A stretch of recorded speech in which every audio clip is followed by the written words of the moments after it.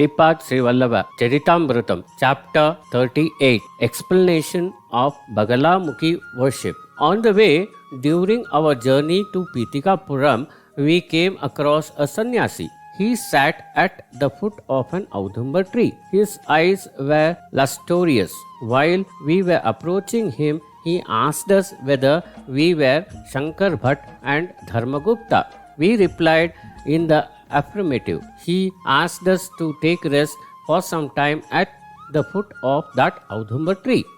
He asked whether the leather sandals of Sripada Srivallabha were with us. We replied in the affirmative. He further advised that we should give those leather sandals to him in exchange for the gem of the black cobra that he had. We agreed. I asked him, "Sir, ever since I had the intention of writing the divine bibliography of Sripada, I have been coming across the devotees of Sripada who have been narrating a particular incident that happened in a particular year of Sripada. What might be the reason for this?" The sannyasi said, Sripada is a combined personification of Adi Bhairav and Adi Brahma. He is Kala Bhairava, who commands time. He is a personification of time, Kala Purusha. Kala Purusha is not different from him. He is the form of Mahakal. He only knows when and what incidents should take place. So, it is impossible for those who are captives of the place and time to figure out the kind of result of Sripada. Playing with the space and time is like a ball game for him. All living beings, their evolutionary process, the natures of those living beings, their duties, their properties, their results and their influence and are under his control. He can turn a person who is proud that he is a great scholar to an ignorant one within seconds. He can turn a great ignorous into a great scholar well versed in Veda and Vedangas. He is a rich yogic incarnation. To be able to recognize him as an incarnated avatar and as verily Lord Datta, huge masses of sin must be burnt out and heaps of merit must be occurred. This is the general condition. However, if his mercy and begins look showered, he would protect the devotees ignoring these common conditions. He reveals in the sportive place each and every moment. For those who study Charithamrutham of Sripada, an evolutionary program will occur in an orderly way. Therefore, one or two incidents in an year of his life were informed to you. They were also intimated to you in an orderly manner. All this is an integral part of his divine sport. It is a mistake to think that he incarnated only for the evolution of the globe. Many million universes are created, maintained and destroyed every moment. The entire evolutionary process of all this remain in the hands at all times, in the depth of his divine eyes. Millions and millions of universes develop and get destroyed. This is his real nature, the highest nature which has no form and state of which cannot be known when it is not expressed. He manifested in a human form in Pitikapuram. This itself is a great miracle. After incarnating, where is the end for his playful pastimes? Even the Vedas remain silent, unable to describe him. His knowledge is infinite. The knowledge of Vedas is limited. His power is infinite. Grace infinite. He is present in all places at all times. He is the truth unto truth, wisdom unto wisdom, and infinity unto infinity, which is much beyond reach. Worship of Bagalamukhi. In fact, I am a resident of Bengal. I am a devotee of Bagalamukhi. She is one among the 10 Mahavidyas. Those who want the destruction of enemies at the individual level worship Bagalamukhi. The power of destruction of Parameshwara in its comprehensive form is also Bagalamukhi. By the worship of Bagalamukhi, the perfection of speech can be achieved. It means that whosoever leads a righteous life and observes the unity of mind, speech, and action, whichever would they speak will come true. These are the three types of speech: Para, Pashyanti, and Madhyama. In Satyuga, a terrible storm devastating the whole world broke out. Lord Vishnu, seeing the plight of the living beings, became sad. When he undertook penance, goddess Sri Vidya Mahadevi emerged in the form of Bagalamukhi. She appeared before Lord Vishnu and pacified the storm which was causing destruction. Some people considered her as Vasavi Devi. She was born during the night hours of Chaturdasi on a Tuesday. She is the personification of the power of immobilization. The solar system is stable only on account of her. Heaven is also kept in its place in the same way. She can grant comfort of this world as well as the other worlds. She obstructs any evil force that attempt to create chaos in the life of the spiritual seeker. Similarly, she immobilizes the blind and dark forces and grants protection to ensure the progress of the aspirant. She is also called Bhadabamukhi, Jatavedamukhi, Ukalamukhi, Jwalamukhi, and Bruhad Bhanumukhi. In fact, Lord Brahma is the foremost one who practiced Bagalamukhi Vidya. Lord Brahma saw this Mahadevi in the form of Bala in Tirumala and adored her. He worshipped this goddess as Sri Venkateshwara with this consort Sri Padmavati and started the Brahmotsav celebration. Lord Brahma taught this Mahavidya to Shankara and other sages. Vishnu is among those who worshipped Bagalamukhi. Parashurama also worshipped this goddess. In my pilgrimage, I came to Pitikapuram. I visited the Sri Kukuteshwara temple.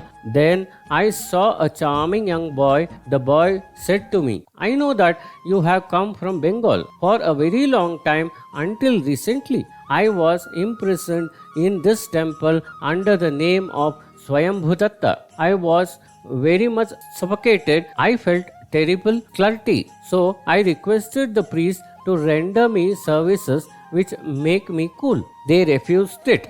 I said that I will go out because there is no alternative. They said that instead of my going out, they would drive me out. Therefore, I came out a short while ago." I understood the inner meaning of his word. I understood that he was verily Lord Datta himself, and that worship and devotional services were not properly offered to him with due care and diligence. It is also clear that since he had never observed untouchability, and as Orthodox Brahmins did not allow untouchables into the temple, he incarnated to personally save miserable, obsessed, and distressed ones. I requested him to give me darshan in the form of my devotional deity and gratify me. The Supreme Lord smiled. I saw the great goddess Sri Bhagala. These physical eyes cannot see such great brilliance. I fainted. Some kind people who were there arranged a carpet beneath the tree and laid me down on it. In reality, I did not faint. He gave an experience of supreme bliss. I enjoyed that divine happiness for 8 days. My heartbeat and pulse stopped. People did not understand my situation. The account of the sannyasi. My episode created an uproar in Pitikapuram. Rumors spread that some Brahmin sannyasi entered the Sri Kukuteshwara temple and visited the self-manifested Datta. The rumor mentioned that he was a mean magician who tried to employ the witchcraft on the Kukuteshvara and self-manifested Datta, but on account of the rigorous, disciplined conduct and regulations of the priest, the power of Kukuteshvara and self-manifested Datta did not dwindle. And from the negative results that followed, the sannyasi fainted and lied without pulse and heartbeat. Rumors generally spread widely very quickly in Pitikapuram. People in Pitikapuram were great experts in commenting truth as untruth and untruth as truth and make others believe them. Sripada Srivallabha, who incarnated amidst them, was much more dexterous than all of them. All the happenings here gave great entertainment to him. He is the one who rejoiced externally, a divine revealer. The importance of the priest enhanced in Pitikapuram. The world travelled by their discipline and ecstasy. A black magician fainted and remained like a corpse. It was said that by taking the help of the priest, all affiliations would be removed, and that by performing special pujas through them, much greater welfare would be accumulated. Pujas were commenced by the priest. Liberally, monetary gifts were given to Brahmins. Suddenly, a worry started among the priests. They were worshipping the great extortion of the idol, the self-manifested Datta and Kukuteshvara. As a result, they were getting various kinds of food donations and generous monetary donations. They were saving this money in the boxes in their houses, but it was disappearing by morning. Since they agreed to conduct the worship, they had to perform them compulsorily daily, but the money earned were disappearing. Not only that, even though plenty of food donations were given, and even though they ate in great quantities, they were feeling weak and exhausted. It was quite strange that they became weak and that their money kept disappearing. If they were to disclose the truth about these happenings, they would have to face embarrassment situations. Since it was widely propagated that the priests were great experts in mantra, tantra, shastra, if the fact that they were subjected to the influence of an Yakshini were to be known to others, it would damage their honor. Therefore, the Brahmins kept these matters to themselves and did not relieve them to anyone. They decided to know whether the fainted sannyasi was alive or dead, and to cremate him if he was dead. They placed this matter before Bapanaraya. Then Sri Bapanaraya examined the body of the sannyasi and announced that the sannyasi neither died or fainted, but he was in a state of samadhi. Some people thought that if the body of the sannyasi was cremated without caring for the words of Sri Bapanaraya, the evil effects of the Yakshini would be eradicated. Some others said that if he were to be cremated, the powers of the sannyasi would violently flourish and would create many more calamities. My body was not cremated only on the account of a peculiar resolve of Sripada. I became normal after 8 days. Sripada touched my head with his divine auspicious hands. None of the Brahmins gave me alms. Boarding and lodging were provided to me in Sripetikapuram in the house of some shepherds. Since I did not follow the caste restrictions, all the shepherds became friends to me. Among these shepherds, there was a woman named Lakshmi. Her husband used to treat her with great love. He was not only the chief of those shepherds, but was also acting as a judge to settle disputes in that caste. Though young, since he was educated, he used to read property documents and make allotments as written in those documents, and used to attend to the graftly matters related to the lands. Therefore, his caste people elected him as the chief even though he was young. His wife Lakshmi was a devoted wife. She became a widow 4 or 5 years ago. Since I knew the greatness of Sripada, I told Lakshmi that she would be benefited if she had some relationship with Sripada. In the meanwhile, the cow in the house of Sri Pinda Venkatappa Shrestri stopped giving milk. So Lakshmi used to bring milk to the house of the Sri Shrestri. Sripada used to come to the house of Sri Shrestri often. Even before he asking, "Grandmother, I am hungry," Venkata Subbamma used to heat the milk and give it to Sripada. In addition, she used to give cream and butter. Whenever Lakshmi brought milk to the house of Sri Sresti, Sripada used to say that he was very hungry. Venkata Subbamma asked Lakshmi to bring some milk. If Lakshmi were to bring some more milk to Sri Sresti's house, would be depleted and she would need to drink watery buttermilk. Even then, Lakshmi, who had the spirit of sacrifice, was selling to the house of Sri Sresti the milk that she kept for drinking and other consumption. The story of Puran Pandit. In meanwhile, a Pandit who conducted discourses on Puranas came to the town. The Brahmins in Sri Pitikapuram said the Puranas were meant for Shudras and not for superior Brahmins like them, and that they already knew all the Puranas. Sri Bappanaraya, Sri Sresti and Sri Verma offered to give some money to the Pandit. It was agreed that all Shudras in the town could attend the Pandit's discourse on the Puranas.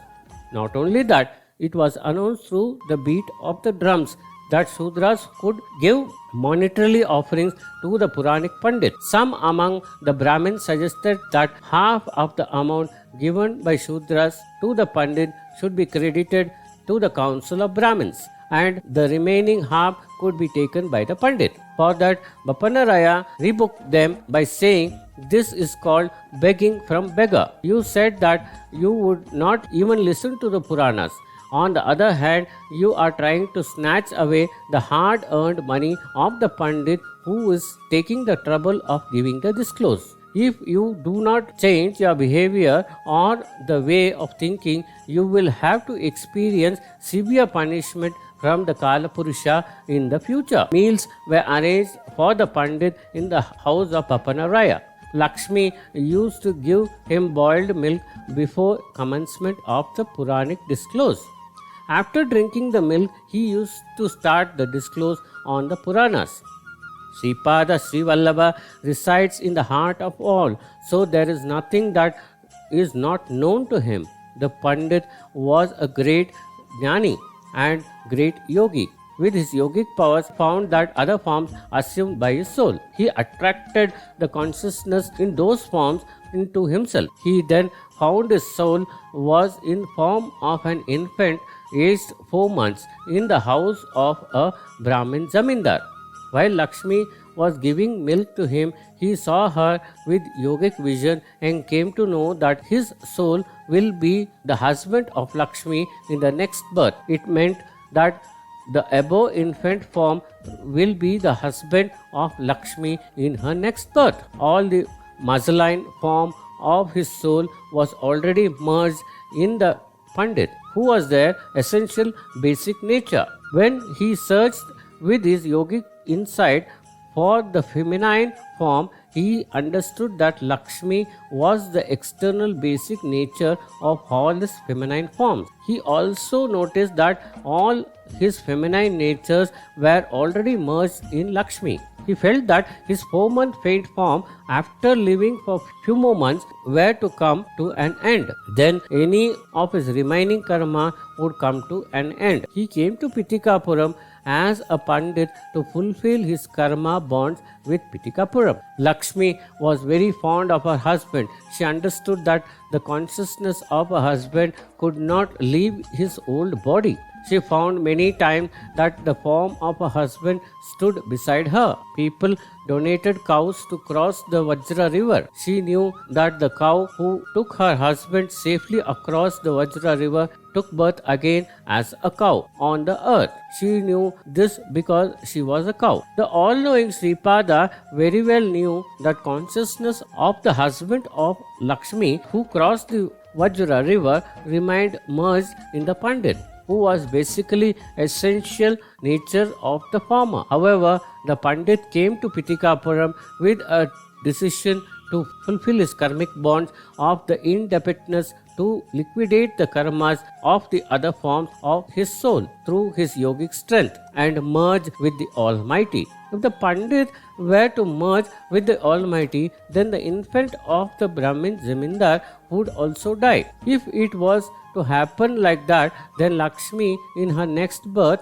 would have to live and die as a virgin, since that Brahmin boy who had been her husband in that birth would have already died before her preceding birth. Lakshmi had an intense desire have a next birth. Therefore, after the fall of his mortal body and after she regains the state of consciousness, she would be born in a righteous Brahmin family. Her husband was the infant of Jamindar, must grow up to be an adult. Alas, Lakshmi was innocent. Without being aware of all this, she was conducting Ardhanarishwara Yoga. All this was the supportive play of Sripada. The drama called Disclose of Puranas concluded. The Pandit accepted the monetary gift from the Shudras. Lakshmi was born in the Shudra caste. Since the Pandit accepted the connection with the Shudras, he thought that his bond of karmas with the Shudras redeemed. He wanted to burn away any remaining bonds of karma through the fire of yoga. Since he took meals in the house of Sri Bappanaraya, he felt that his bond of indebtedness relating to his Brahmin birth would be remedied. Sri Bappanaraya went inside the house to bring some monetary harmonium to that great yogi. In the meanwhile, Lakshmi came to the house of Sri Bappanaraya. A cow in the house of Lakshmi delivered a calf. She bought milk from that cow to Sri Bappanaraya's house for the preparation of pellicle cheese. Lakshmi had great devotion and care for Sripada. Sri Bappanaraya gave the harmonial to the Pandit. The Pandit sought permission to leave. Sripada said, "All the people gave permission for you to leave. Only 2 persons refused to give permission to leave. I am well versed in the account of the traders. Unless final settlement of understanding, debit and its repayment, you cannot leave Pitikapuram." The Brahmin was agitated. He heard previously that Sripada Srivallabha was the incarnation of Datta. Sripada said, "My dear, this Lakshmi is innocent. She will live only for few years. What should become of her after that? You were born as a Brahmin with your form of wisdom and as a shepherd who was Lakshmi's husband with your form of ignorance. Lakshmi had shared happiness and miseries with you in that shepherd form.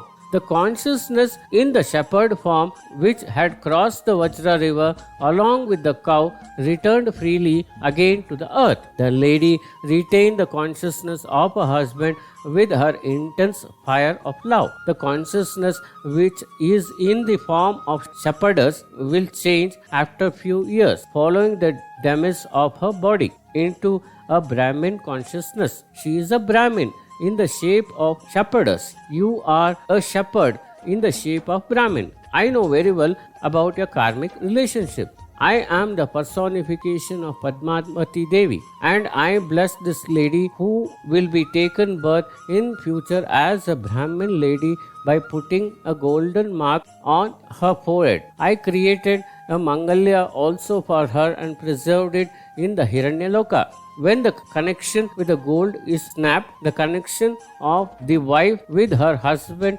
will also be snapped. Therefore, I safely preserved her golden auspicious wedding ornaments in Hiranyaloka. When your consciousness, which is at present encased in an infant of a few months, is withdrawn, any demon may take possession of the body and do bad deeds. So do not redemit the debt of karma relationship with her. Instead, take a donation of gold from this woman and retain the bond of karma with her. In the next birth, you will live as an ideal couple and will become my devotees and will be liberated. Saying so, Sripada blessed them. My children, the Brahmin infant will grow up. Lakshmi will take birth in a Brahmin family and will become his wife.